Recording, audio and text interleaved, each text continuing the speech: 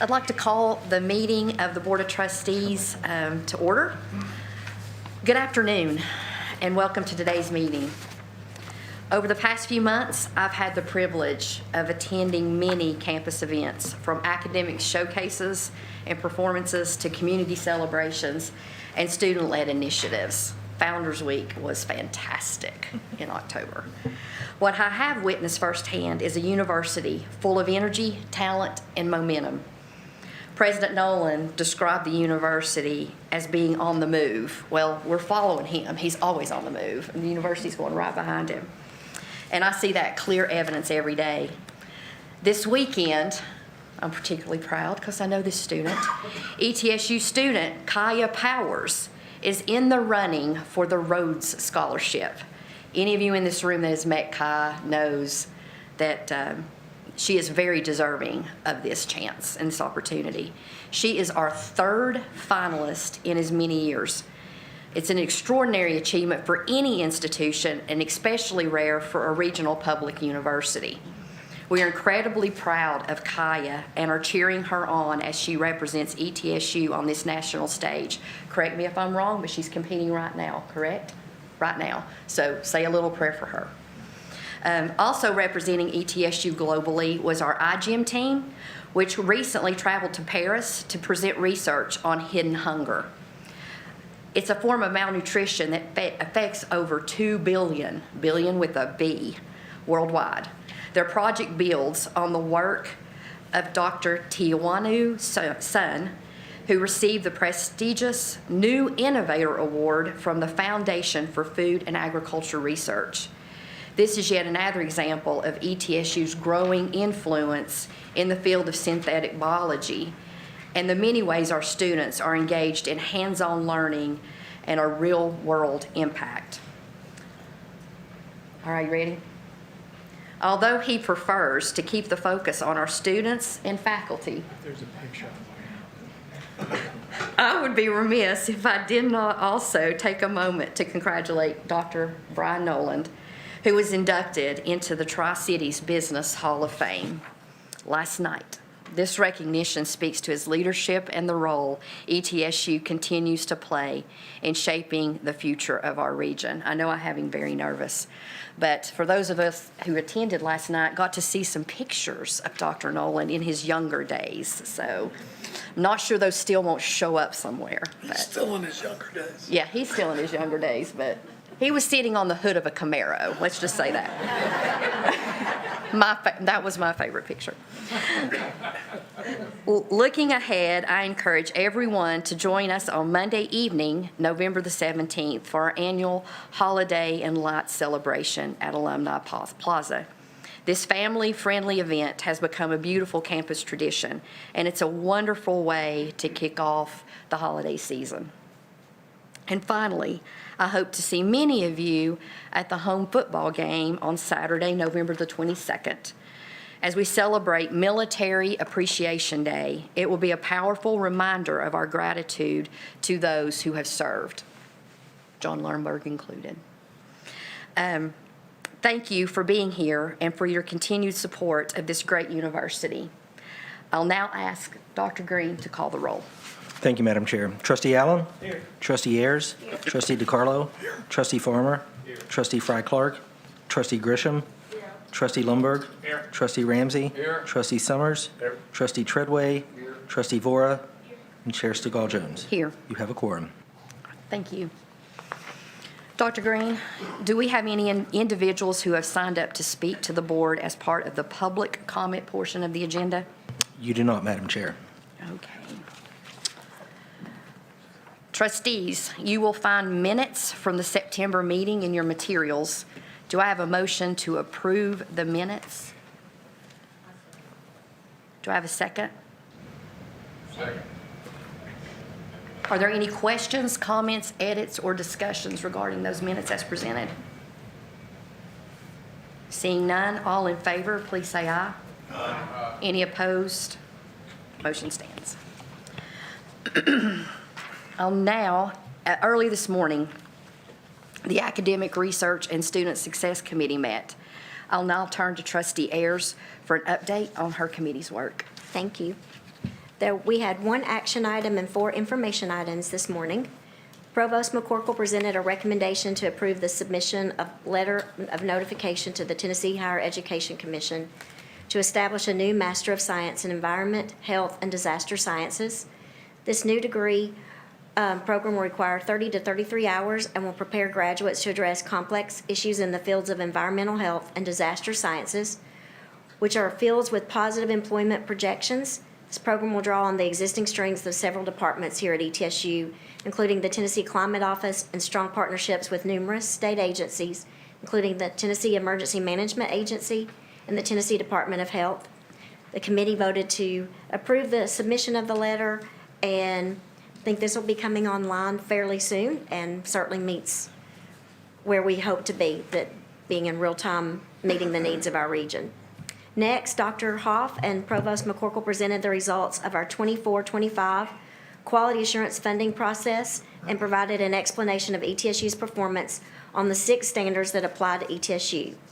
For the 24-25 cycle, ETSU achieved a perfect score on all but 2 standards, achieving an overall score of 87 over 100. A big portion of that related to the graduation rate of those students that came in the COVID year. Quality assurance funding is divided into 5-year cycles. For the 2015-16, the 2019-20 cycle, ETSU achieved an average of an 89.2, and for the most recent 5 years, we're just ending our 5-year cycle this year, ETSU achieved an average of 91.8 points, a 2.9% increase. It's important to note that the current year, 24-25, is the last year of this cycle, meaning a new set of standards will be released for the 25-26 year. The next update was presented by Provost McCorkle, and Dr. McCracken was an update on our community-engaged learning opportunities across the university. Community-engaged learning was selected as the university's Student Success Initiative. In the first 2 years of this initiative, over 80 courses have been developed, and more than 1,000 students have participated in engaged learning activities in the community. The Go Beyond Classroom initiative has made strong and steady progress towards the 5-year goals established in providing students meaningful experiential learning that will prepare them for their careers that help to address the economic and workforce needs of the region. I think my takeaway from that this morning was engaged students are retained students. Next was Dr. Kyle Leister, the Assistant Professor and Program Director for the Orthotics and Prosthetics Program, provided an update on the new academic program in O&P. This program is only one of 14 in the country, and ours just opened up, I believe, in July of this year. It prepares students to become certified prosthetic orthotic professionals. His impactful research focuses on wearable technologies and machine learning that help to address patient mobility and improve treatment. It is a high-demand, evidence-based, research-embedded program. Already they've done so much with very little resources. We look forward to seeing where that goes. And finally, Dr. Adenofi and Dr. Bird presented an update regarding ongoing and new methods of student engagement designed to support overall student wellness. They provided data regarding student case management, allotment of student emergency funding, the expanded provision of basic needs, and other important supports that are in place to support student success. There was a lot that was covered. We wonder how this university is meeting the needs of our students. Its basic needs to food, to transportation, to books. My takeaway there is that we are creating a culture of care and barrier removing at this university. The other item of note was in 2015, there were about 700 care reports of students needing needs. In 10 years, we've more than doubled that need. But just as important, because I think we're removing barriers, conduct reports have dropped by almost half. So when you do create a culture of care, what you see is you're reaching out and getting the caring part of what you need to do for your students, and it really does reduce the number of conduct-related contacts. Yet again, we ran late and long and had a robust conversation. And that's perfectly okay. Thank you, Trustee Ayers. Our Finance and Administration Committee also met this morning. I'll now turn to Trustee DiCarlo for an update on his committee's work. Bear with me on my voice. Okay. The Finance and Administrative Committee met this morning to review several items of business. October 2025 budget revisions. The committee approved the October 2025 budget revisions, which were discussed at length. The revisions for the main campus includes an $8.1 million increase to revenue budget and a $6.4 million increase to expenditures and transfer budget. In addition, $37 million in carry-forward funds identified following the close of the fiscal year were added to the revised budget. Revisions for the College of Medicine, Family Medicine, and College of Pharmacy were also discussed. The quarterly financial report. The committee received the quarterly report of revenues and expenditures and discussed notable variances between the first quarter of the current fiscal year and the prior year. Tuition Transparency Act report. The committee reviewed the annual report prepared in compliance with the Tuition Transparency Act. This report provided to the state legislature outlines the use of tuition revenues and the resulting impact on student costs of attendance and financial aid. Quarterly contracts and agreement report. The committee reviewed the quarterly report of contracts and agreements over $250,000 for the first quarter of fiscal year 2025. The report included 3 contracts and 2 RFPs. And with that, I am concluded. Thank you, Trustee DiCarlo. And finally, I'll turn to Trustee Ramsey to provide an update on the Audit Committee's work this morning. Thank you. The Audit Committee met this morning to review several items. First, the committee approved 1 action item, and that involved the addition of 3 fraud, waste, or abuse concerns to the audit plan and removal of 2 engagements. Ms. Rebecca Lewis also reported on the completion of 1 audit and 2 advisory service engagements. A report on the status of audit recommendations log indicated 3 follow-up reviews of prior findings are progressing in a reasonable fashion. The Audit Committee also reviewed its listings of responsibilities based on state statute as well as the Audit Committee charter. The Audit Committee then went into executive session where no action was taken. That concludes my report. Thank you, Trustee Ramsey. You're welcome. As noted in the materials in your agenda, my voice may give you a run for your money this right now. As noted in the materials in your agenda, you will find several routine items included on the consent agenda, including items acted upon during this morning's committee meetings. Before I ask for a motion to amend one of the consent agenda items, are there any items that members would like to pull for discussion and consideration by the full board? Seeing none, I would then ask for a motion to amend the consent agenda by replacing item E with the revised October budget that was submitted and approved by the Finance and Administration Committee earlier this morning.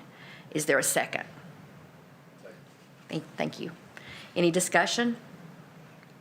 All those in favor, please say aye. Aye. Any opposed? Hearing none, we will move on to, I will ask for a motion to approve the amended consent agenda. Second? Second. Any discussion? Hearing none, all those in favor, please say aye. Aye. Any opposed? Great. I got through that. Amending the consent agenda is a little different. Update on the ETSU strategic agenda is next. You will find those materials in your packet. This item will be presented by Dr. Hoff and President Noland.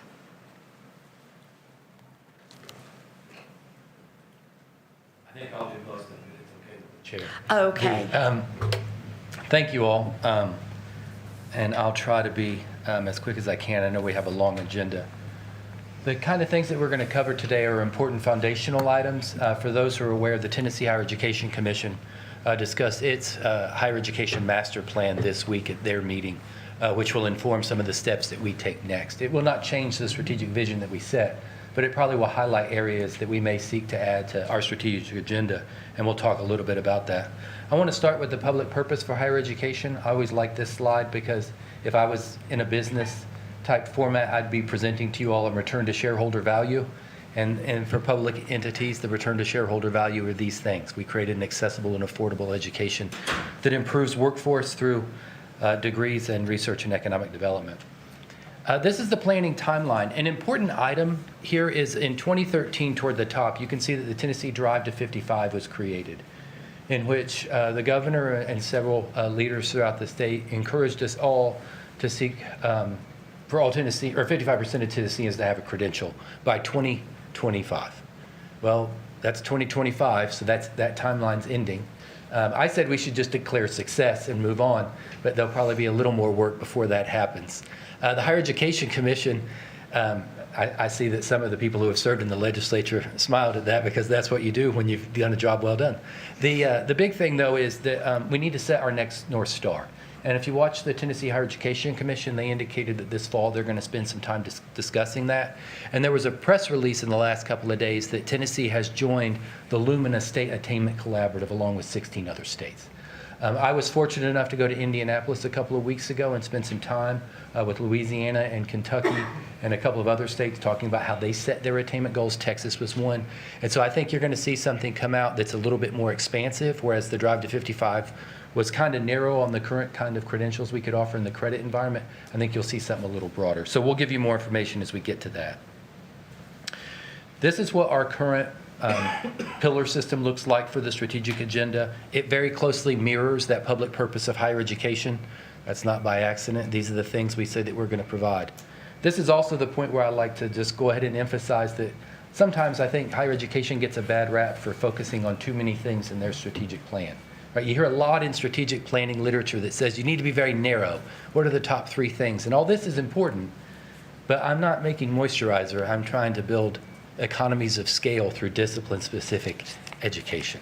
I'm probably going to have a few more than 2 or 3 priorities. And for those trustees that attended the trustee event that THEC had recently, you'll recall that there was quite a bit of discussion about that by one of the session leaders, and I had lamented the same. One of the things that they talked about at that trustee gathering was the old playbook for higher education and the new one. And there's a couple of things that I would like to point out. One is that tuition-driven, right, is risky. And so now you're looking for ways to diversify revenue and external partnerships.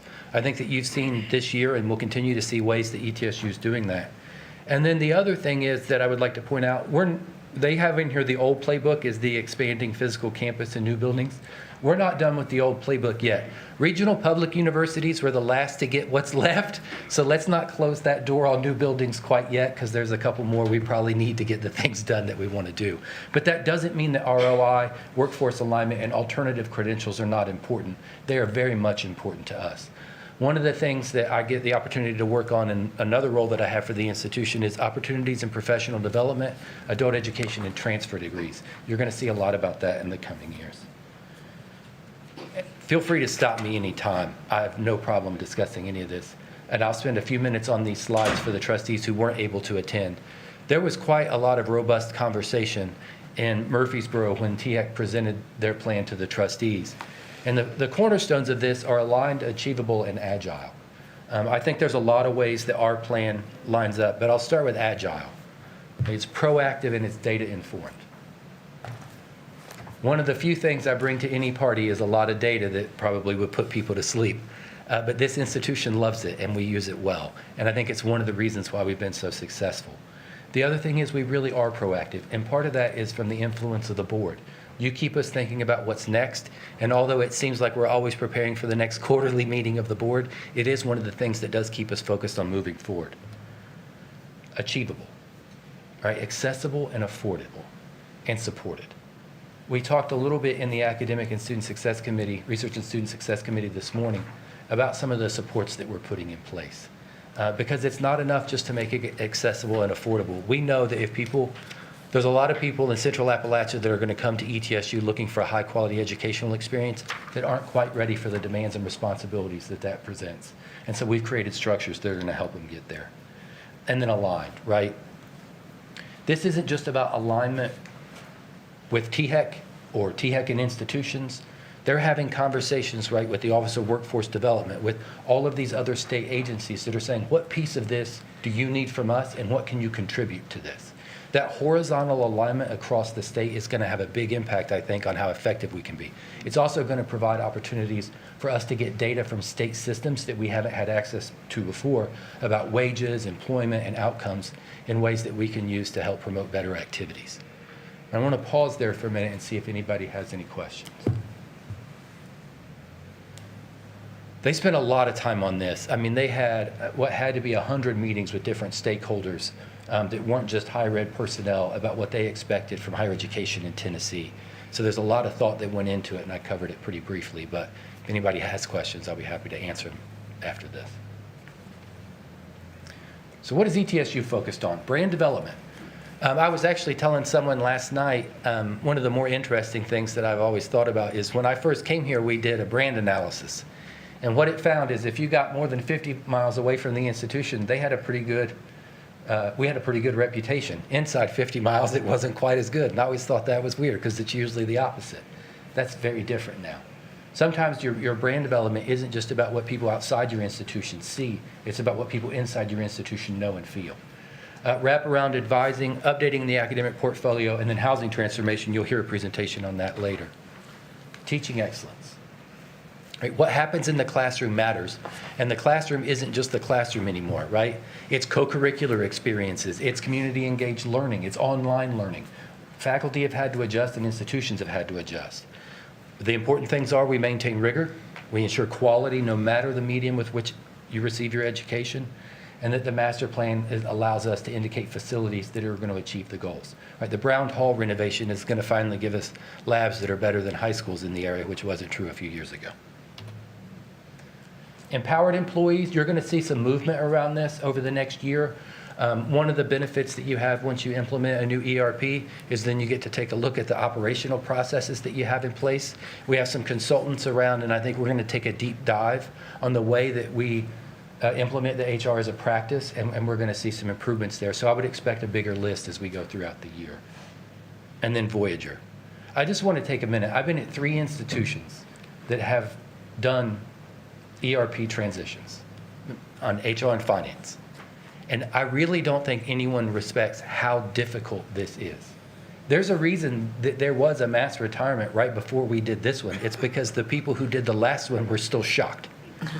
But when I was at another institution in Ohio, the day that we went live, there were about 130 former spouses of former employees that got insurance statements. Turns out the old HR had a stack of paper files they never put into the old system. So when we converted, people they looked like they were married when they'd been divorced for 15 years. I'm just saying there are a lot of problems we could have had that we didn't, and we tend to only focus on the problems we did have, but I think we're doing pretty good, so everybody, I think, could take a little bit easy on themselves. Research and innovation. Dr. Hagemeyer is leading a process right now to develop a new research strategic plan. We've determined that ETSU probably is a little higher on the research list than we thought we were a few years ago. The advancements we've made in faculty hiring in certain disciplines, as well as the ETSU Research Corporation, are giving us a different perspective. The board's involvement, obviously, but there's a lot of opportunity for us to see a diversified revenue stream and an increased academic impact. Obviously, community stewardship is sort of what we do, but the Gear Up grant is a big deal, and the president will talk about that. And then fiscal sustainability. Fiscal sustainability always feels like the leftover thing, but it is the thing. It's the thing that makes life easier at ETSU than it is at most institutions. When we're talking about revising the academic portfolio, we're talking about doing it because it matters to students, it matters to employers, it matters to the state. Other institutions are doing it because they ran out of money last month. That's a very different feeling. You've seen this slide, but I do want to emphasize that the changes that we've seen because of the kind of strategic planning process that we have put us in a very good spot. This is a foundational spot, though. What we do next is going to matter a lot. And because the state is revising their plan, there's going to be a lot of momentum, and we want to make sure that we take advantage of that. But that first-time freshman number, I mean, Dr. Sherlin, and I know that Heather Levesque is here, I mean, for so long, it almost seemed like 2,100 was a mirage. It's sort of like when you watch a movie about cars or airplanes, and somebody's like, we can't go faster than that, and then all of a sudden somebody does, and it's like everybody goes that fast. It's the same thing. It's really impressive that we've been able to do this. It's stabilized a lot within the institution. I won't belabor these slides. You're going to see these change, but this is the agenda we're talking about revising. You'll see some of these items return in a little bit different way. For instance, community engagement, we may have a place for that now, but we need a more external center. We need some things like this. But there's been a lot that's been done, both from a facilities and a programmatic perspective. We have a different peer group. We may revise that again to create more aspirational peers. But this is the kind of institution that I think the board wanted us to build, and here's what the 5 to 10 year looks like. And you'll see several things on here that may change, but it's really important that we identify items we can complete between now and 2036. These are the things that the boards have wanted us to focus on, and I think we've done a pretty good job of that. If there's other items that you all would like, let me know. Let the president know. I mean, there's a way that we can make some revisions to this. But the list that we have here really aligns, I think, really well with what the Higher Education Commission is expecting from institutions across the state. So we'll continue to implement the university strategic agenda. We're going to accelerate the investments in the enrollment management plan that the board approved at a prior meeting. We'll continue to monitor the Higher Education Commission. That North Star goal is so important. For instance, if the Higher Education Commission comes out and says that they want 60 by 40, right? 60% of all Tennesseans will have X by 2040. Yeah, 2040. It'd be nice if they gave us 1,000 years. But the bigger thing is that if they say that they'll have a credential, much like Drive to 55, then we know what that means. That means that the current hierarchy of higher education remains in place, and there's relatively little disruption. No one thinks that's going to be what happens. More than likely what happens is they'll say something along the lines of 60 by 40. They'll say that by 2040, 60% of all Tennesseans will have a credential of value. Well, what's value? Value is a loaded term. But that means it includes non-credit. That means that students can expect a certain amount of economic return. And as you can imagine, depending on what way Tennessee Higher Education Commission goes, it's going to have a big impact on what you see us try to create or what we try to push on as far as changes in the academic portfolio. Any other questions? No, Corey? Yeah. So just wanted to provide some additional context to the board. At our last meeting, we outlined progress towards our strategic plan, and with a particular focus on some of the new board members, giving you visibility around why planning pillars were selected, why goals were selected, and the progress we've made. We told you at this meeting we would come back and provide additional details once we had greater visibility around what was occurring at THAC. Clearly, we want to ensure that the board's strategic plan is aligned with the state strategic plan. Unfortunately, we're not in a position today to have that clear visibility around what their final goal will be. Drive to 55 framed much of the work of the state for the past decade and a half. So if THEC is going to set a North Star goal, we want to ensure that the work that this board does and this campus does is aligned with that. So at some point in 26, once THEC finalizes on that North Star goal, we'll make some recommendations that we'll bring back to the board for your consideration. But Dr. Hoff used a phrase, credential of value. That's a loaded series of words. Ultimately, what I think that could mean for us is the opportunity to look at different types of credentials than bachelor's, master's, and professional. There could be an opportunity for our university to offer specialized short-term certificates in something like AI. So if you're offering a 15-hour certificate, and that is something the state is counting as a degree, that's a very different environment than the environment we've operated in for the past 100 and some years. So we're paying close attention to this, but I was at the commission meeting last week when President Boyd talked about UT's interest, particularly in postgraduate certificates, as well as other types of awards that would have value in the marketplace. So we'll keep you informed as this evolves, but just wanted to give you the sense that until the state directs otherwise, we're confident in the plan we have. But if the state does pivot, we as a university want to have that latitude to pivot as well. Any other questions or comments? Thank you. I have one comment. Oh, yeah. I was looking at this performance across the strategic indicators. The one that really jumped out at me was the graduation rate from 41% in 2017 to 55%. And that's amazing. And that kind of surprised me. But especially with COVID being in the middle of that, is how that was accomplished. And I'm sure it was everybody in this room, down to everyone on campus, that made that happen. But is there a particular, can you equate any one thing to maybe that? I don't know about one, but there are two. One is a culture in academics of care and support, which I think the provost does an excellent job. And what I mean by that is, I think that we all are familiar with some antiquated form of higher education where it's seen as a gauntlet, that the more failures you have, the better it is. The reality is that we want an environment where it is that people do create rigor, but they also create a guide that helps you understand what that rigor means, and that's happening throughout the academic enterprise. And the second one is advisors. The Jordan Center and the Student Success Specialists, we're going to add a lot to that.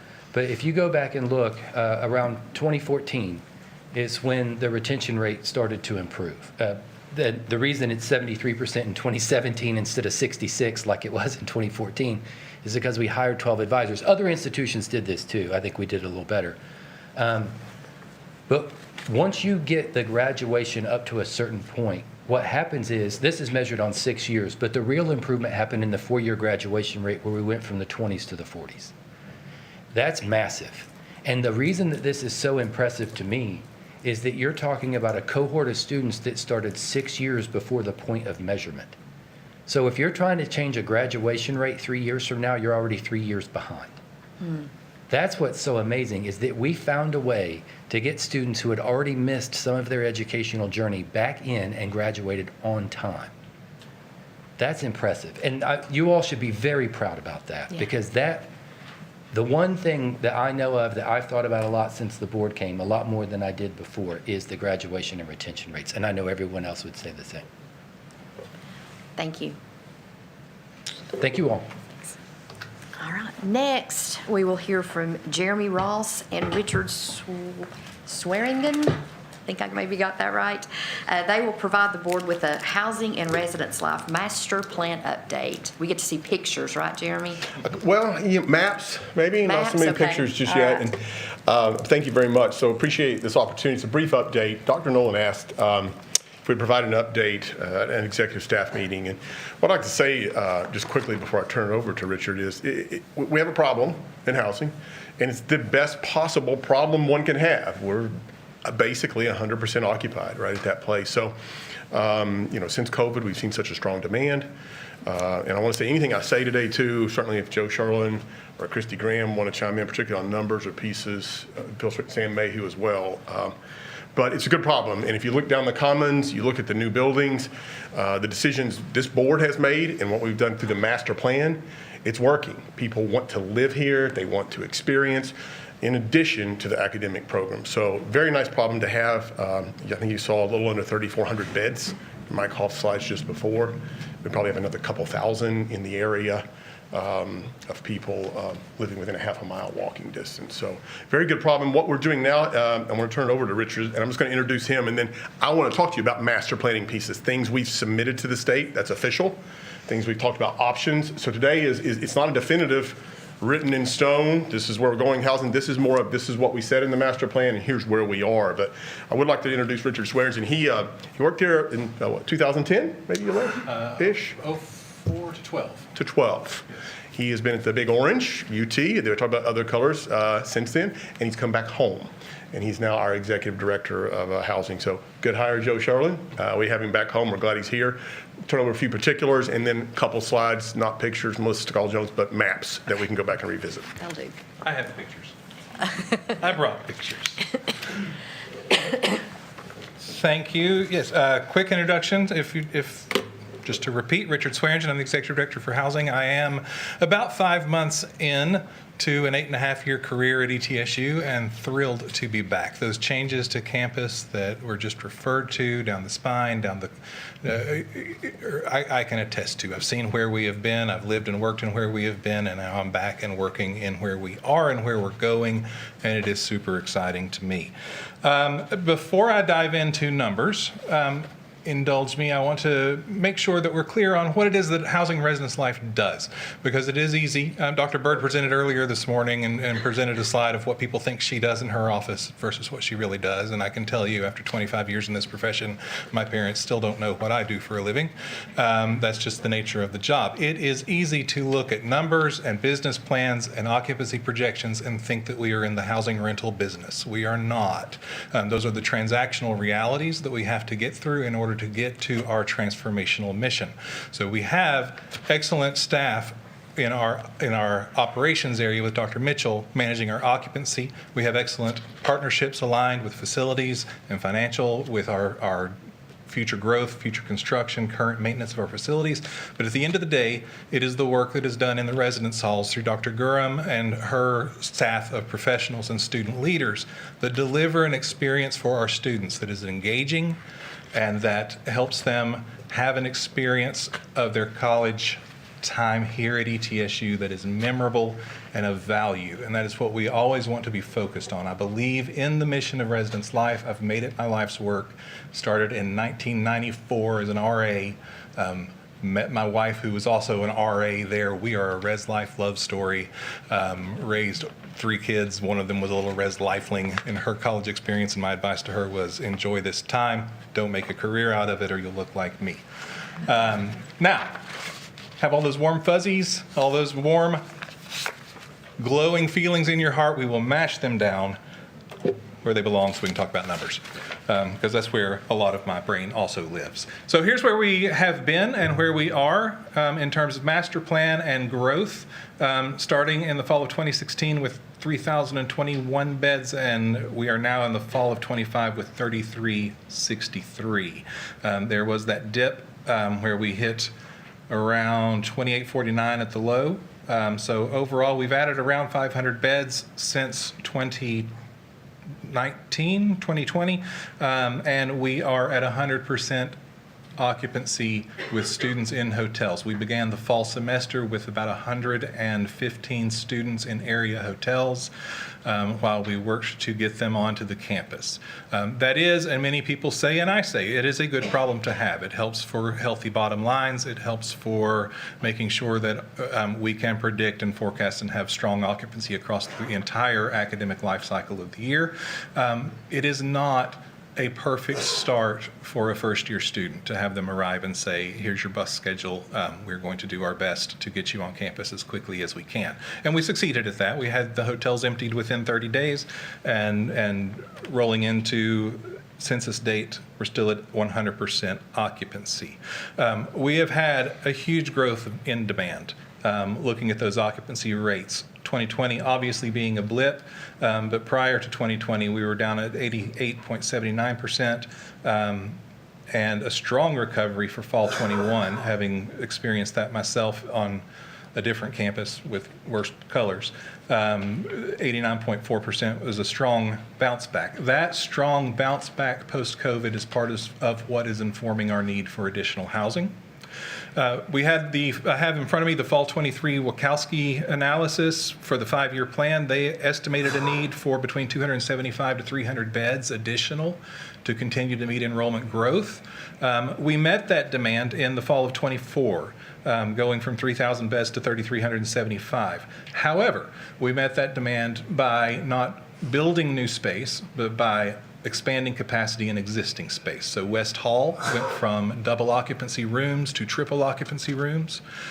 Many of the 2-bedroom apartments in Buccaneer Ridge went from double occupancy to quad occupancy. For those of us in the room who look like I do, who have grown through our hairlines and are Gen X, that would not have been shocking to have shown up to college and shared 1 bedroom with 3 students.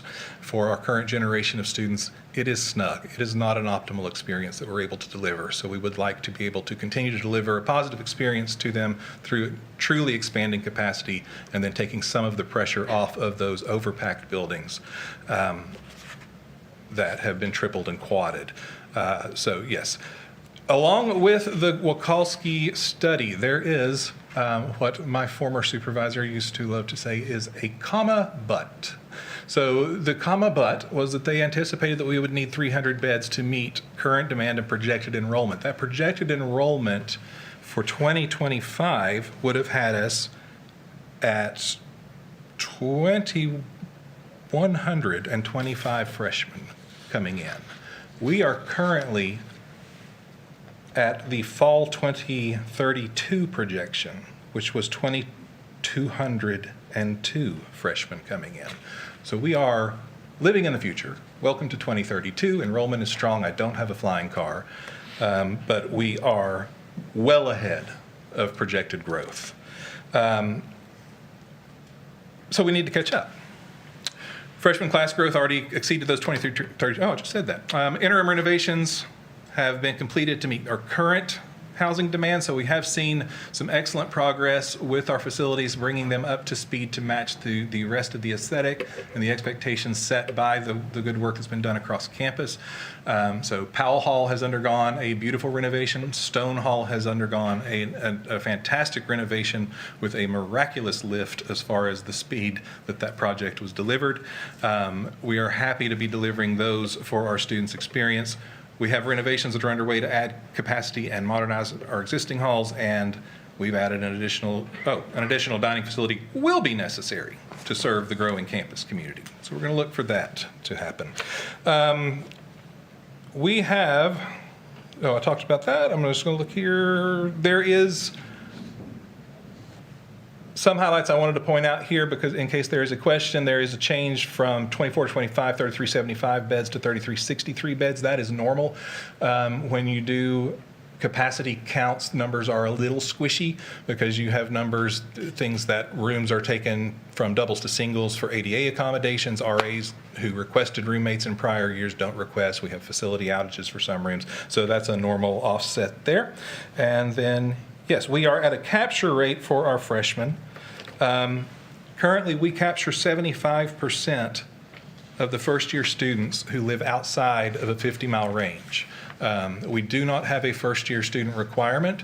If we did have a first-year student requirement, we're pretty close to where we would be if we had one. So our first-year students are coming to ETSU expecting a residential experience, and we want to be able to deliver that residential experience to them.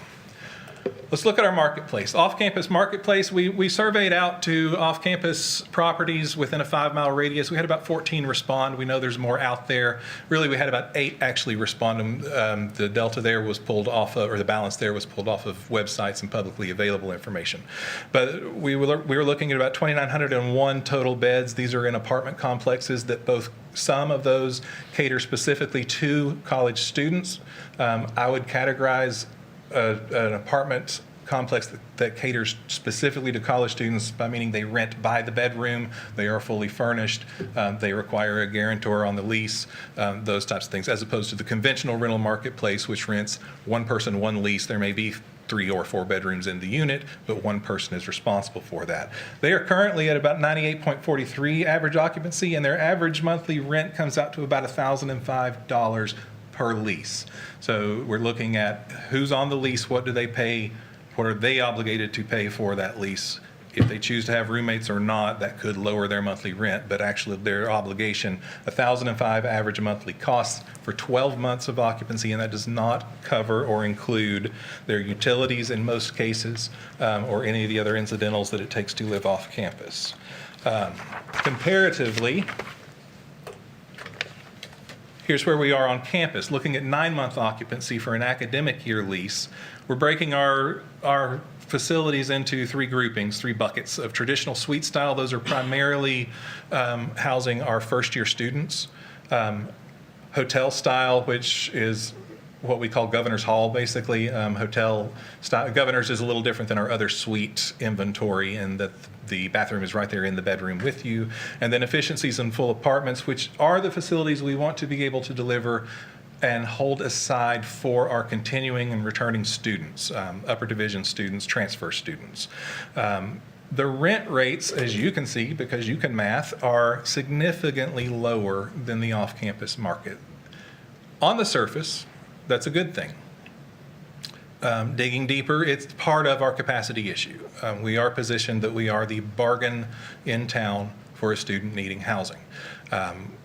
We experienced this as well in my time at UT, and part of it comes from the good place we wanted to be in during the pandemic of not raising rates. That is an honorable thing for campuses to have done, and campuses across the nation did it. Did not raise rent rates during the pandemic year or for several years after. The difference is the off-campus marketplace was not bound to those constraints. So they did raise rents. And what that has done has taken campus housing, both at ETSU and across the nation, talking to other colleagues, and put us in a position from where we were at one point a comparative value to even a slightly more expensive option, given especially the utilities included and the experience delivered through the staffing models in our residence halls, to becoming the lowest cost option in town, and then demand jumps substantially as rents off campus continue. The traditional suite style rate is also deflated significantly because of, in our effort to expand capacity without construction. We did add capacity, but that comes at a cost of both the experience that the student has in the room, the value proposition that we are offering to the student for what they are renting from us, and ultimately the revenue generated off of those spaces. So a West Hall room, which typically could rent for $2,500, $2,600 a semester, we currently rent for around $1,900 a semester because it's tripled up. That sounds like more revenue, but if you took the balance back down in occupancy and added back to the appropriate rent level for that double occupancy, it doesn't move the needle much in revenue gain, but it does change the needle in experience offered. We took a look around the state to see what our colleagues at other state institutions have planned for the next few years in terms of their renovation and construction, and contractors are going to be busy over the next 3 years.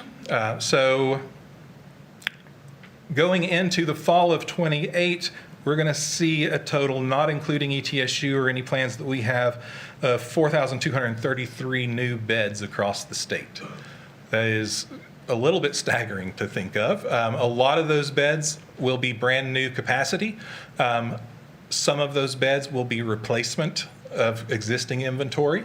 So that's not necessarily a net gain in beds across campus state institutions, but it is the new construction that is happening, which means that is what is being offered out to other Tennesseans as they are choosing which state school they want to attend and what is the quality level and age and value proposition of the housing they have to choose from. Absolutely. What do you think the odds are that a new bed goes to a freshman? That is a great question.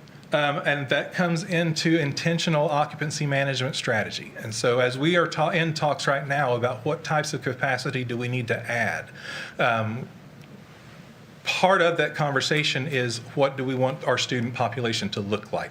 So in a bit, I'll be loading a map of the campus, which you're familiar with, obviously, but we would very much like for our traditional and suite style buildings to deliver a true first-year experience and have the spine of campus be a true first-year community, and then reserve our apartment inventory for upper division and transfer students. We are close to that, but we have it's muddied right now, and it's muddied because of timing of how assignments processes have worked in the past. So we offer out returning student leases in February of the year, typically, when we don't yet have a strong crystal ball view of what the freshman incoming class is going to look like.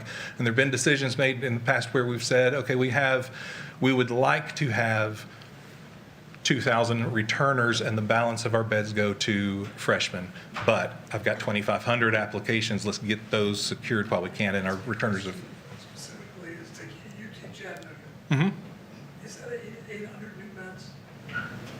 Yes. Oh, wait, UT Chattanooga is 800 new beds, yes. 800 new beds. When they're recruiting they baiting and switching? Look at our pretty new building, here's your door. I hope not. I have experienced that sense from students before on UT's campus, where admissions or students were seeing on our website that we were building 400 new beds. Well, we're bringing in 6,000 freshmen. Not all dreams can come true. So we do want to make sure that we are delivering a quality experience in all the halls. Part of that is through the assignment process. Part of the way to address that issue is through the assignment process. We are in steps right now to, for fall 26, have a much more transparent assignment process for our students where they will be able to select their rooms from a live marketplace online, as opposed to our historic method of tell us your 3 top preferences and we'll do our best to get into it. That can feel like a bait and switch. When the student logs in and sees the live marketplace and sees, oh, there's no more new construction on the shelf, I'll take last year's building instead. It does help address that issue. To the other point, we are setting an occupancy strategy for the coming years that will have clearly defined returning student housing and clearly defined first-year student housing, which may be a bit of a culture shock as well for our returning students. If we have more applications than the returning capacity we've set aside, then we will be into the business of wait lists and moving those forward to control for melt instead of front-loading and then melting out and try to get the freshmen in on the back end. That can be a bait and switch. That's a really good term to use. I've heard that as well from freshman families saying, we enrolled, but now you're telling me we don't have a bed available to us because we've overbooked on returning students. So there does have to be a period of hard line where you say, these are my returning beds, and if you want one, you might have to wait. These are my freshman beds, and they may look empty for a little while until we get all the freshman apps in. So I was bait and switched. I ended up in Hartman's Funeral Home over in West Montana, which is where I lived my senior year. I didn't do that. You look good to have been a corpse. You do look good. Yeah, that's true. Free was good. I have a lot of questions about the beds and the furnishing. Did you wake up each morning? Yeah. That was a sweet That's excellent. studio. Is there a ballpark or a rule of thumb cost per bed for new beds? For new beds, it depends And greatly. I'm not talking about what they charge. I'm talking about what it costs. What it costs to Yeah, build. right, yeah. I would defer more to my colleagues in facilities. And $125,000 per new bed. Let's call it that. I can tell you from my experience and insight, plumbing drives price. So if we build a community-style bathroom building where I've only got to put in a dozen toilets per floor as opposed to a toilet in every room, there's going to be a difference in cost there. So my insight, plumbing drives price. The official number, about $125 per bed. So, okay, great question. Okay. Here's some images of what our colleagues around the state are building. They are building, and talking with them, a combination of community style, suite style, and some apartments. Most are shying away from apartments because apartments are expensive to build, as I just said, and leaning more towards the student expectation of suites or the cost-effective expectation of community. There is an additional reality to that. And I'll tie into my UT experience there. We built Fred Brown Hall in my first couple of years there. Fred Brown Hall was a beautiful building, suite style, hotel style like Governor's. Every student in the world wanted it. Not all dreams can come true. Many landed in Hess Hall, which, if you're familiar with the UT campus, is a much older building, community style. What we found over the years was the students who fought to get into Brown Hall and their freshman year was going to be ruined if they didn't get there, hung out every night in Hess because that's where students have a reason to be out of the room, in the hallways, interacting and making friendships. So the student expectation of privacy does not always manage the student expectation of experience. Okay, you up to? Yep, we'll do it. Shepard took me off. I'll do this in 2 minutes. All right. Then you can ask any question, but this is what we had in the master plan, and I want to say we've made some decisions. There's the business of housing, but then there's the student life, the quality, living, learning communities. We've made the right decisions. Dr. Nolan's put his foot in the ground on this University Common, this area. And if you look at sort of the yellow through there, that zone, if you look on the other side, from Centennial to Governor Buckridge, is a little different, the apartments, but there's a central core where people live. And that's just a quick look. Just quickly, the progress we've made since we had the master plan, Powell Hall's online. Yoakley is now, it's emptied out or in the process of such. That'll bring 80 more beds online for 2027. So that will bring some added capacity. I wanted to point that out. And then here, I wanted to point out to you what we said in the master plan were our options. So these were the options. Let me see if I can get a cursor here. We said here on the corner over by McDonald's, but we said maybe graduate housing. So perhaps that's not the priority. If you look at number 20, this is a site we said could be an academic building or housing. And obviously when we did this, you see over here, Yoakley and Powell were in process. And then Ross Hall was a former residence hall as well. We said potentially a new one, number 27. We said addition or renovation to Lucille. And then I'll point out to you 12 and 10, those could be academic buildings or residence halls. So if we renovated and looked at our engineering disciplines, then 12 would not be housing. If engineering, interior architecture, construction management, those pieces moved here, then that could move back to that. 29 as well. So those were the options we looked at. Right now, it's a bit of a math game, which is where it's great to have Christy there and Joe, and we're looking at what our existing bonding is, what our existing debt is, what our revenue is, when debt comes offline, how much we're putting back into our stock, and then we're looking at what we can afford, quite frankly. So I'll just end there, I think, for questions. And if there aren't any, we'll move on. But we expect another update to this board in the near future with more numbers, where we are on revenues, where we are on costs, and bonding capacity. And Madam Chair, just a point of context, because many board members are maybe thinking, well, why are you showing this without bringing us a solution to the problem? Clearly, we have an opportunity. We are at full capacity. And one of the things that this board has directed us to do is to plan conservatively. So we could have brought to you a residence hall option a number of years ago when we still didn't have visibility around, was this demand sustainable? We're of the opinion that this is sustained demand. So at some point in 26, we will bring to you a request to go to market, to borrow, to build a new hall. What we're working through now from a due diligence perspective is how large of a hall, and then what's the combination of new rooms versus renovated. Jeremy mentioned Ross Hall. It's cheaper to renovate a space than it is to build new. That's what we're doing presently with Yoakley.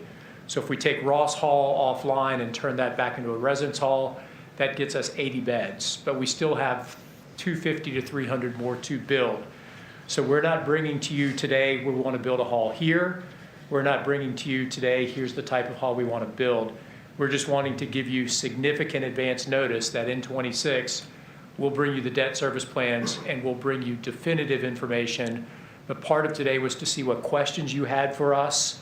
So as we're doing our due diligence between now and then, we're getting the answers to your questions.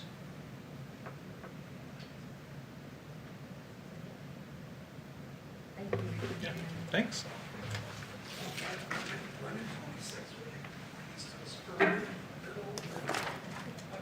Our hope would be we could get it to you early in the year. If we bring you financial due diligence and a request to go to market with a note, that expedites time to get that building up and out of the ground. If we wait until the fall, we've missed a whole other academic year. And the market around us isn't going to sit. If you're an apartment builder, you're building now. So we want to fill our demand while we still have the opportunity to fill it. So we're not going to let the grass grow. That building, we made the decision not to pursue. They did, and now they're going through the process of having to fix it up, and I'm looking at a board member smile because he knows some of the infrastructure challenges that project had. Now we will hear from Dr. Pederisi and Dr. Melanie Richards, who will provide an overview of ETSU's Buckhouse Student Agency. I believe that's your neighbor now, close to you. Well, good afternoon, trustees. It was the beginning of the last academic year when the School of Marketing and Media was founded within the College of Business and Technology. And although that's a fairly short period of time ago, have been a number of really exciting outcomes that have come from that initiative. The school brings together the departments of media and communication, digital media, and marketing under one leadership team. Dr. Melanie Richards was selected as the initial interim director of the school and now has gone on to the appointment permanently. One of the things that has happened in the last year and a half, matter of fact, it just began January of this year, was the creation of Buckhouse, a student-run advertising agency guided by faculty mentors. And I'm extremely proud to introduce Dr. Richards to share more about that. And you'll also get the opportunity to hear from a couple of students this afternoon. Thank you, Dean Pitterisi, and thank you to the Board of Trustees for having us today. I'm extremely excited about the initiative that we have created with the Buckhouse Student Agency. With the creation of the school, some of the big things we wanted to hone in on as opportunities were the interdisciplinary nature of marketing, media and communication, and digital media. And the way that we saw that coming to fruition for both faculty and staff occurred in a few different ways. One of, I think, the most impactful ways was the creation of this student agency, which brings faculty and students from across those different departments in the school together. And they're working on real-world projects for community partners, for campus partners, and it's creating a lot of exciting opportunities for those within the school, especially our students. With Buckhouse, we perform all the services of a full-service marketing and media agency. We do that, as Dean Pitterisi mentioned, under the guidance of faculty mentors on each project team. Those faculty mentors are coming from the school, from the 3 departments within the school, and the student teams are created from students who are within the school. Everything from marketing strategy to full-scale integrated marketing communication plan execution can be accomplished through Buckhouse. And although we just started in January, we've already had a tremendous number of projects coming through the agency that students have been able to work on. I'll mention a really important aspect of Buckhouse. It was really important to me in the creation of the agency, and I believe it's really important to both our faculty and our students, is that these are paid opportunities. So as a first-generation student, we strongly believe that you shouldn't have to decide between paying your bills and developing portfolio work that is of high quality. And so Buckhouse provides that opportunity to do both things at the same time. So I think the best way to let you understand the quality and the value of our work is to show some examples of that. We were honored that one of our first partners that we were able to work with at the start of Buckhouse was our ETSU Army ROTC program. So I'm going to show you just a short excerpt of some recruitment material that we created for that organization. At East Tennessee State University, Army ROTC leadership begins with 7 core values: loyalty, duty, respect, selfless service, honor, integrity, personal courage. These aren't just words. They're the standard we live by. They shape how we lead, how we serve. We will always rise to the occasion.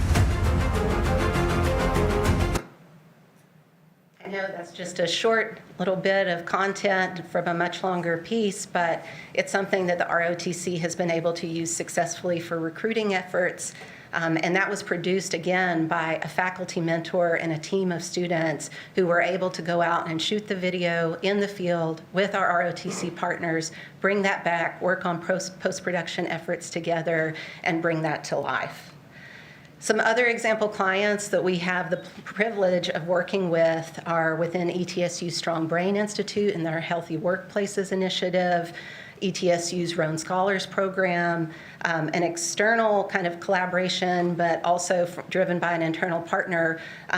Within University Marketing and Communications, we were asked to raise ETSU's profile on niche, which is a service that prospective students and their parents may look at for university rankings.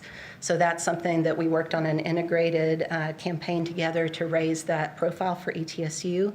And then one of our most recent external partners in the region is Johnny Brusco's Pizza. We're working with the owners of 5 of those franchise locations across Tennessee to produce social media content for the organization. I was going to show you another couple examples of the kind of work that we produce. Roan Scholars, we were able to be involved with their 25th anniversary and create a longer form celebration video of the accomplishments of that program.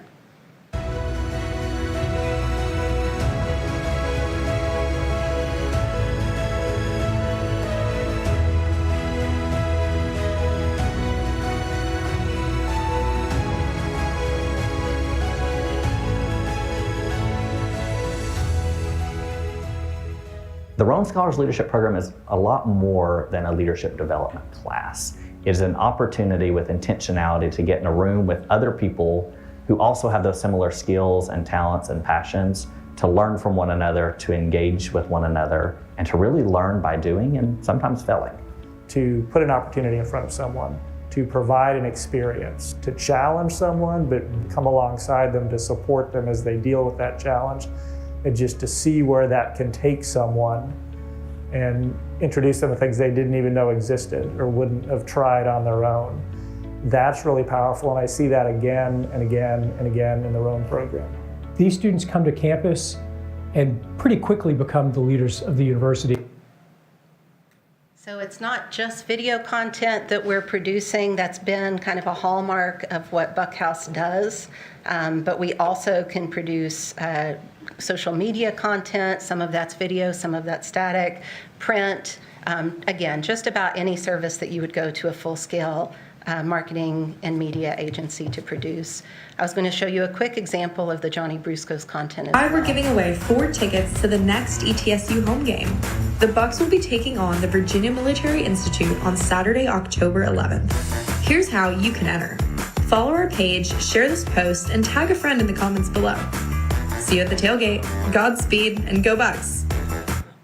So again, these are student teams creating these projects and led by faculty mentors to ensure the quality it meets the expectations and standards that we have for external facing work. So the way that it works, just the process, we get an ask from a partner, be it a campus or community partner. We set a high-level project brief. We work then to create a more detailed statement of work and establish a budget for the project. We recruit the faculty mentor who will be the direct lead on the project and the student team that will be working on that project. We pitch the work to the client just as a real agency would. We're awarded that. We contract the work. If it's an external partner, we have a formal contract in place. If it's an internal partner, we have a statement of work in place, and then the team gets to work. Between now and summer of 2026, here's an example of some other both campus and community partners that we have on the docket, and we're getting requests in daily for other partners to work with. Some of our next steps that we're excited about is to continue to expand our services. We believe that there's a major opportunity for the agency within event marketing and management, especially kind of in the hospitality and tourism space, which we believe is growing in the region, and we could have a distinct opportunity there. We want to, again, focus on increasing those community partnerships. We focused a lot of campus partners while we've been growing, and we want to continue to look externally and see where we can fulfill the needs for the region. Getting our community engaged learning certification, that's a really important aspect of what Buckhouse delivers, and we want to do that to make sure it's noted how we're supporting ETSU's quality enhancement plan. And then establishing a physical presence in the community at the former Ash Street Courthouse location is something we're also really looking forward to. We've secured space in the building. We have our furniture and connectivity orders ready. We're just in queue for a facility, so we're really excited for that partnership to move forward and for us to get into the space. Don't take it from me, though. I have some students here today who have been a part of Buckhouse and are going to share a little bit about their experience and how it impacts their learning outcomes.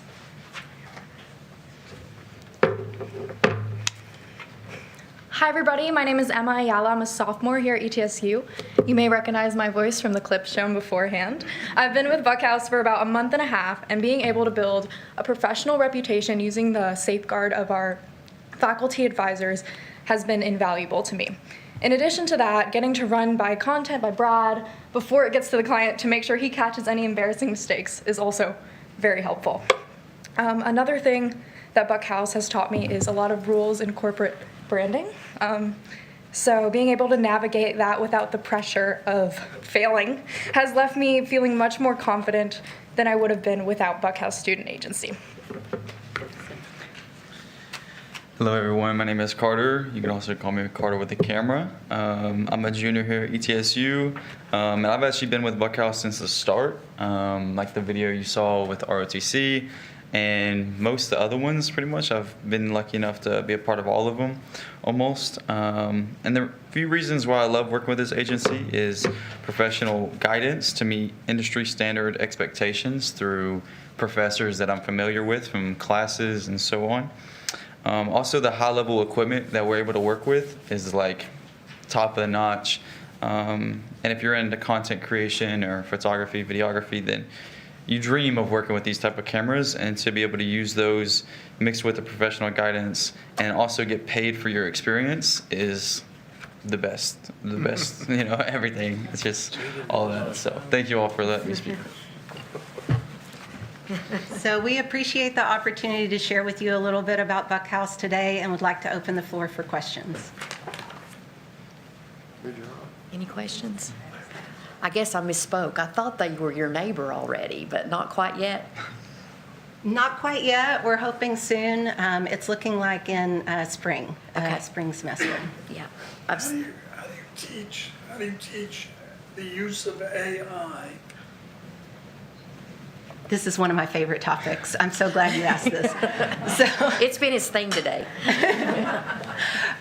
So it's both an area of research and teaching for me. So it's something I'm really excited about. And we bring it into Buckhouse when we think about content creation, ways we can be more efficient, making sure that we still keep the critical thinking intact, that students are able to apply.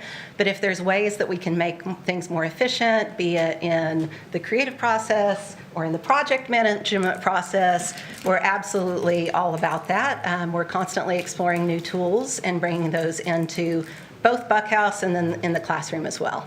Is it scary what it can do that replaces the intellect of what you're teaching? At this point, I would say no. I think that we envision it more as a tool than a substitute.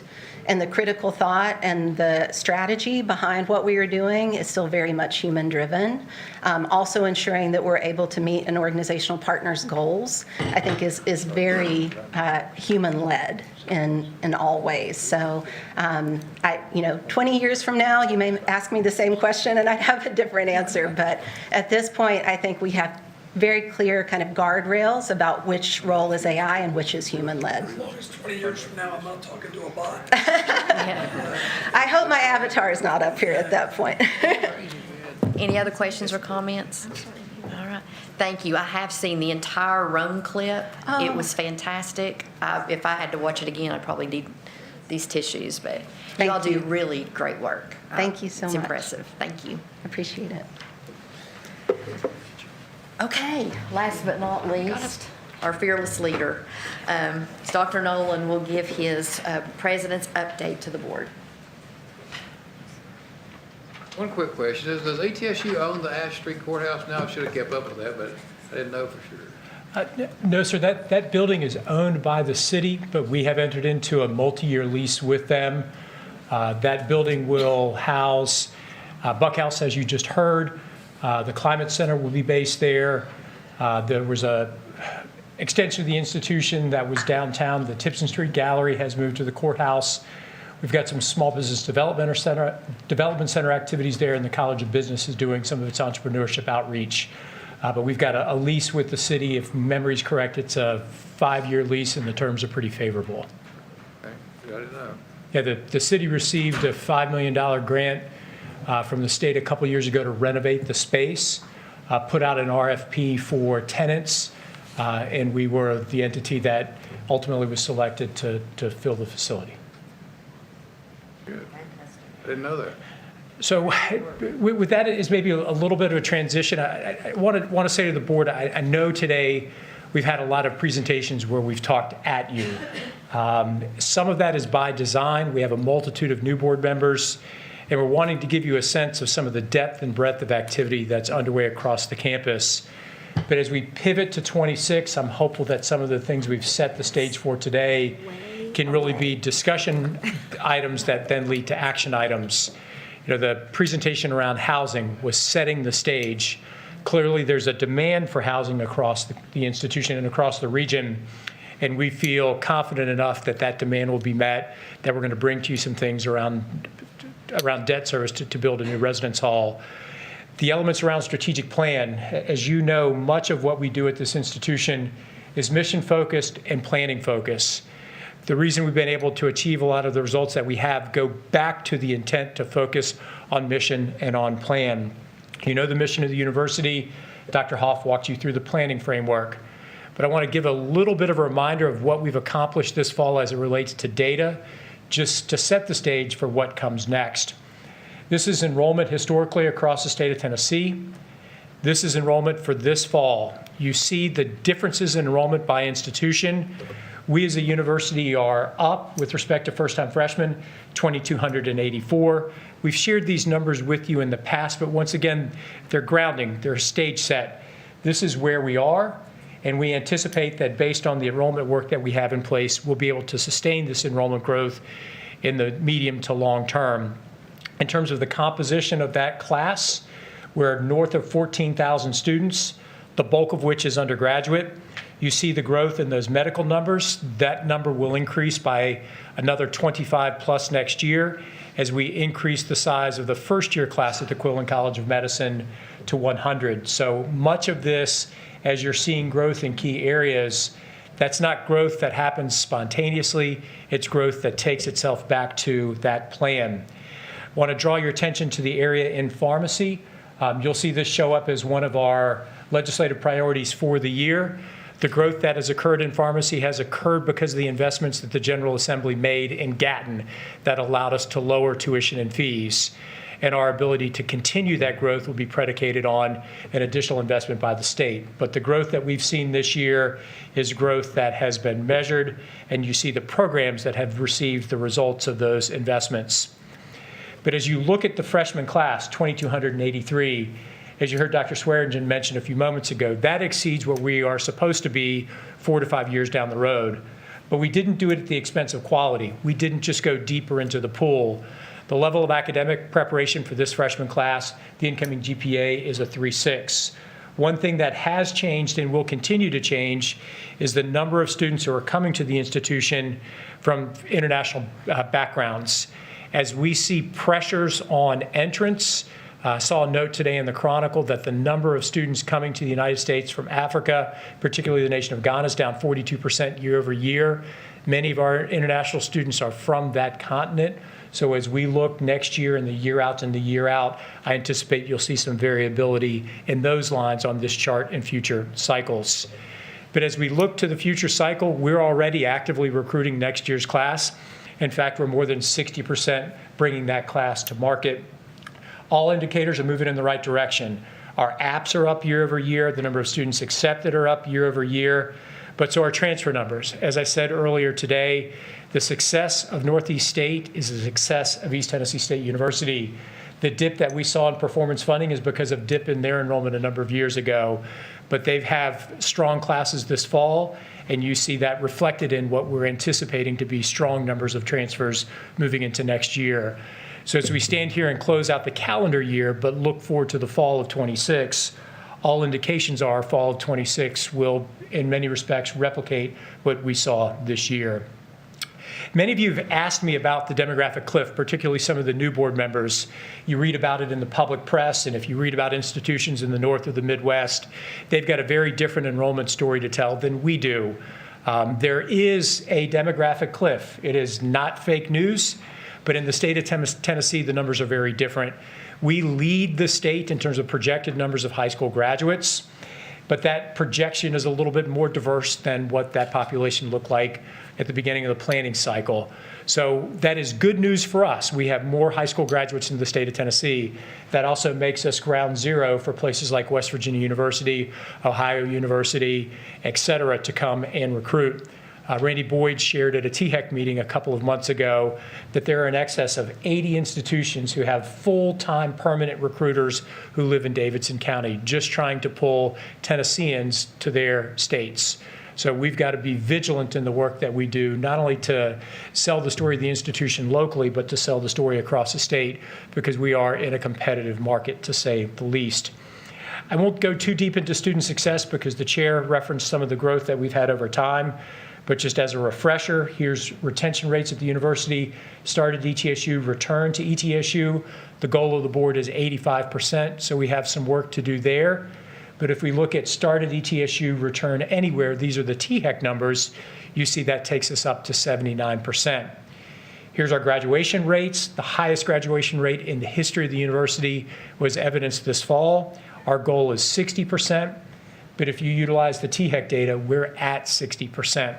So as Dr. Hoff referenced, not only do we want to continue to make progress in the area of student success, but we're going to begin to bring to you not only 6-year graduation rates, but 4 and 5, so you can see the throughput of students across that pipeline. The THEC data, why is their data different from our data? Governor Ramsey, it's because what they measure is our students who start at ETSU and then graduate anywhere. So for us, when we bump our freshman class up against our graduating class, we can only capture how many of the first-time, full-time degree-seeking students who define the entering cohort walk across our stage. But when THEC bumps that against their data for the totality of the system, they're able to show that about 5% of that group of freshmen are graduating. They're just not graduating from us. Good to know. Was that other 5% of the graduating in Tennessee? Yes, sir. These are graduating from Tennessee institutions. So if you look at our transfers, the bulk of the students who transfer from here and ultimately graduate from somewhere else are transferring back to institutions closer to home. So you would see these students walk across the stage at Chattanooga. You would see these students walk across the stage at Knoxville, or you'd see these students walk across the stage from Tech. So we're not a place where students are coming to ETSU intentionally to then transfer to UT. We're seeing a lot of students come to ETSU and then decide to move closer to home. Same thing would happen at Chattanooga, where they've got a lot of students from Hamilton County who come here, but may transfer back to UTC to be closer to home.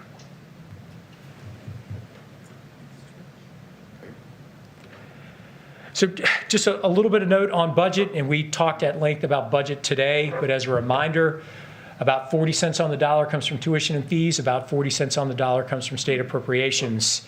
75 cents on the dollar of every dollar that's spent is spent on salary and benefits. At the direction of the board, we've invested in reserves, and we'll put more money in reserves again this year. And today in the October revised budgets that you approved, you saw how those fallout dollars are being returned to the units. In many companies at the close of the year, there's a spend down because the money does not stay in the budgeted units. With the change in our budget model that we enacted a number of years ago at the direction of the board, there's a savings across the campus so that 60 cents on the dollar of any dollar that is unspent returns back to the unit. So looking at efficiency, so when you see those fallout dollars, that's built into the budget model by design so that folks are wise stewards of those state resources. Just a little bit of information that was presented at the Higher Education Commission at their meeting this week, just to give you a glimpse of what they will be submitting to Governor Lee for his consideration. Here is state funding to date. Here's what they will recommend for the coming year. So they will recommend to the governor, that will then go on to the General Assembly for their consideration, about $1.6 billion in state investments in higher education. For East Tennessee State University, that's about $105 million for the institution as a whole. So about $1.3 million in new resources, the bulk of that being directed to salary. You're going to see those large numbers at Knoxville for years and years and years to come. Why? Because they're growing at an exponential clip.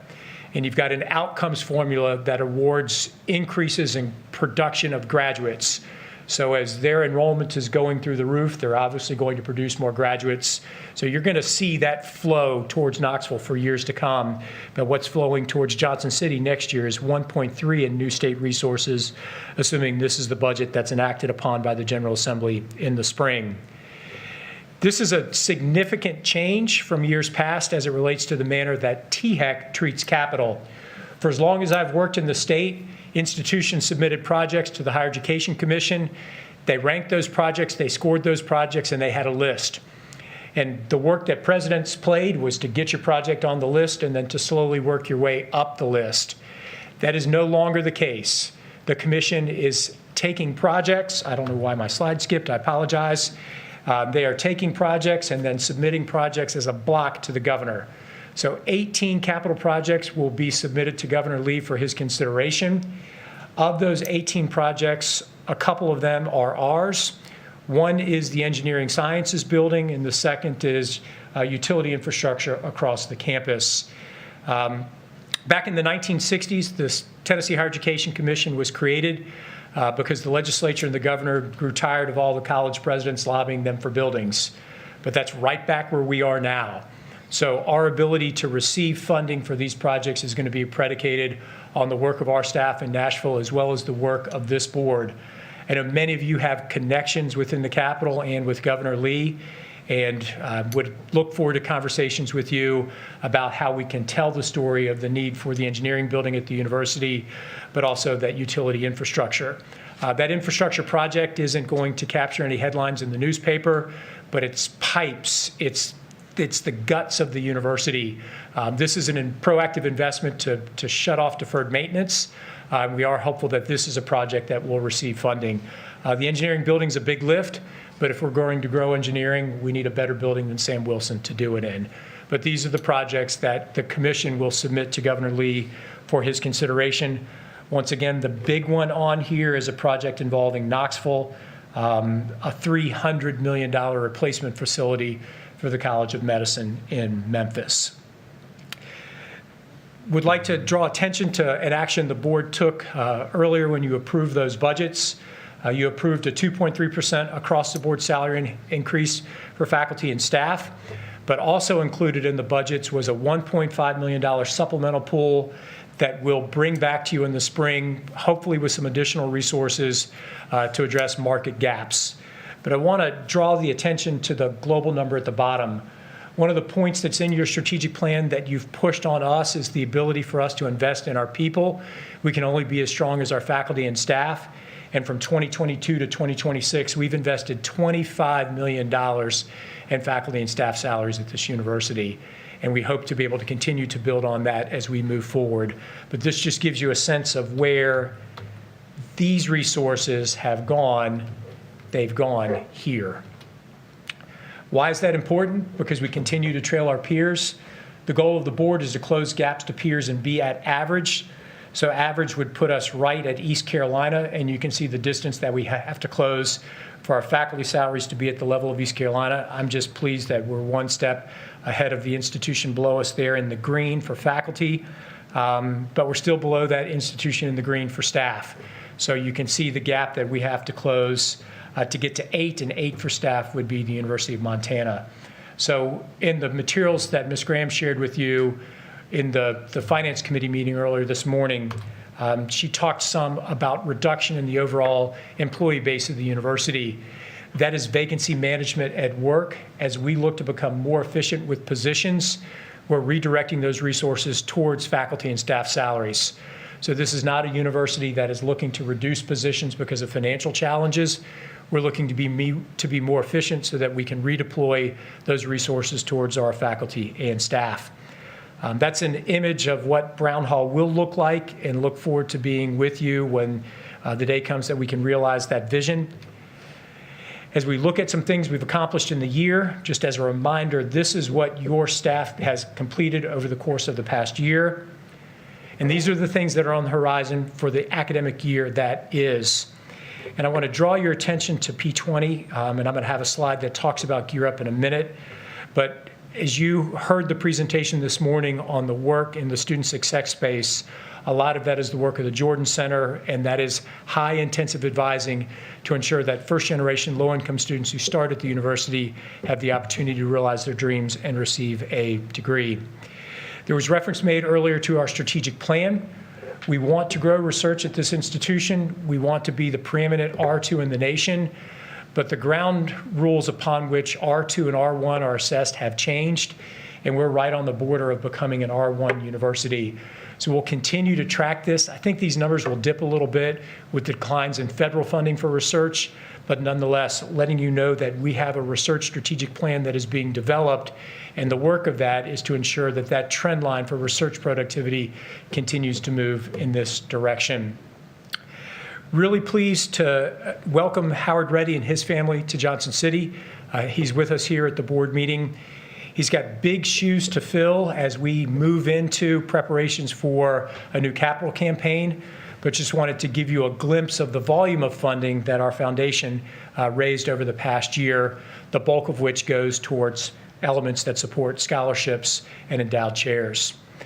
Why is that important? Because one of the goals of this board is for us to be recognized as a great college to work for.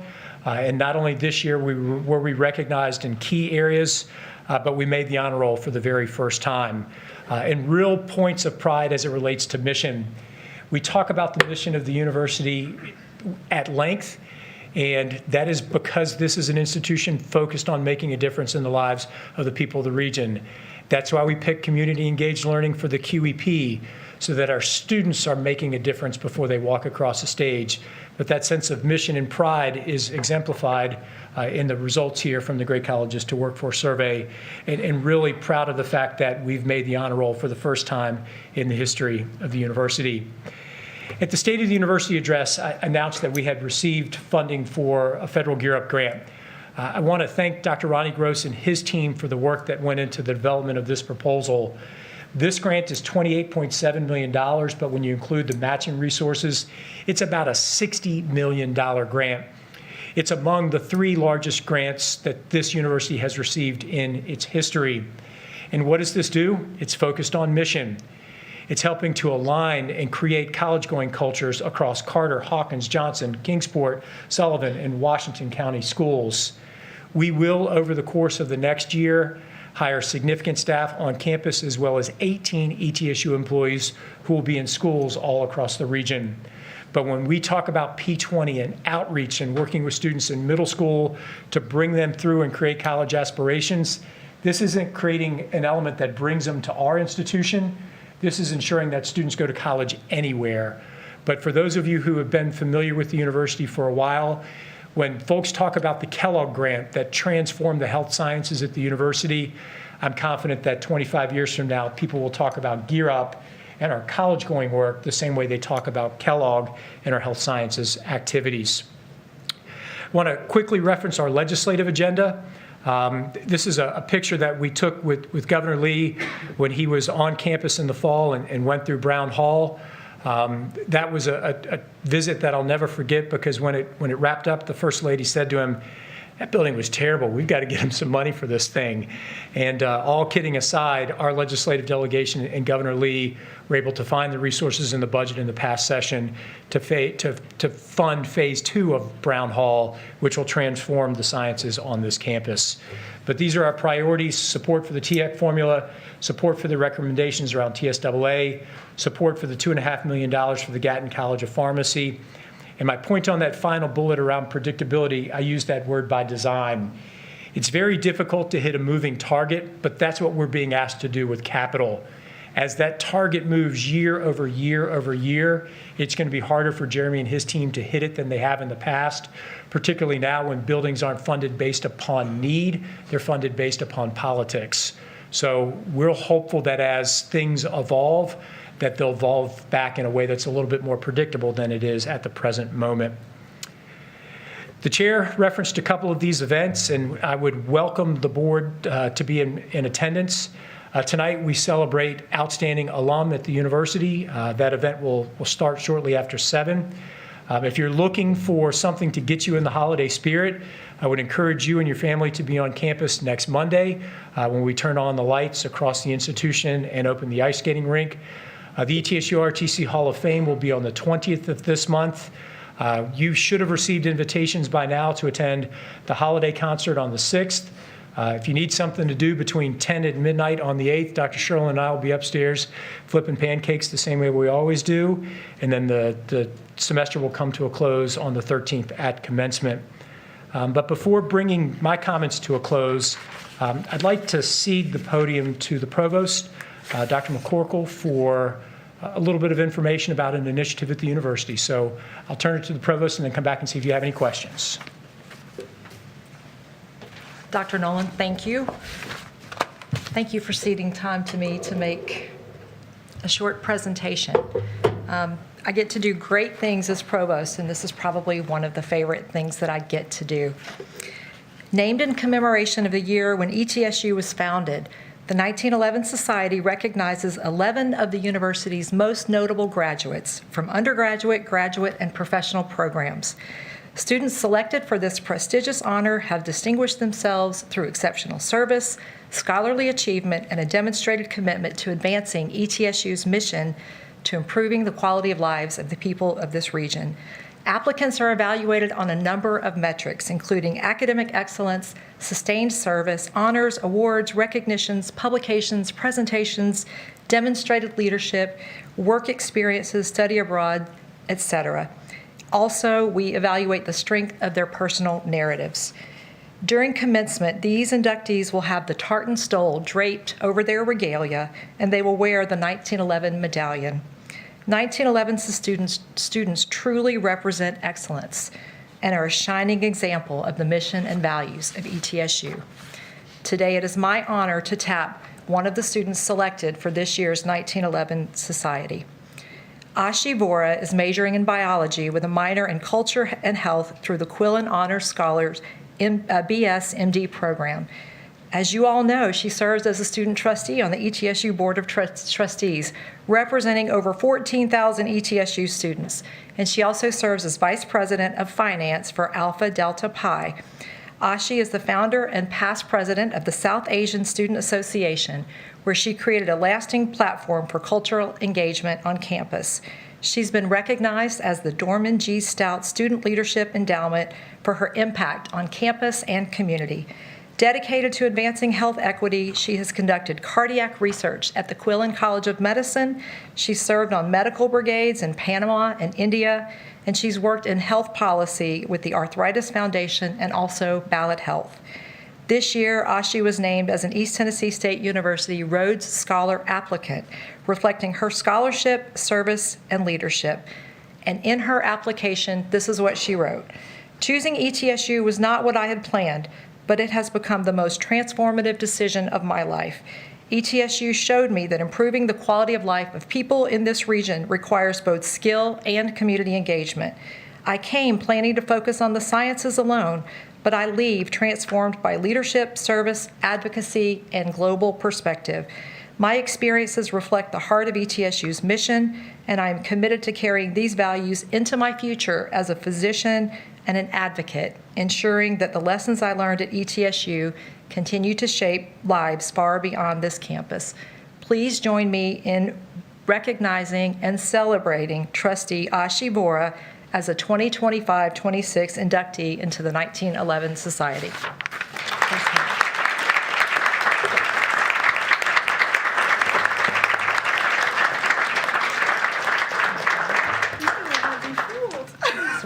Did you get surprised? Yes. And she asked me last night about what was happening with 1911 Society. Here's one more thing. Thank you. Oh my gosh. I'm going to get to wear this at commencement. Okay. Thank you. Thank you so much. I'm going to pull my hair. Okay. You really had me fooled. Wow. I was like, what is she talking about today? That's terrifying.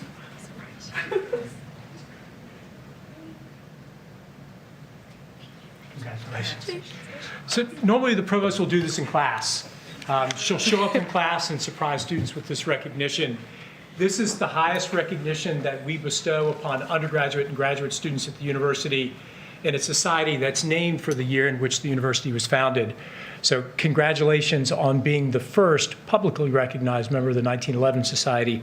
Madam Chair, that concludes my report, but I'd be happy to take any questions about enrollment, legislative agenda, faculty salaries, or any other questions the board may have. Any questions?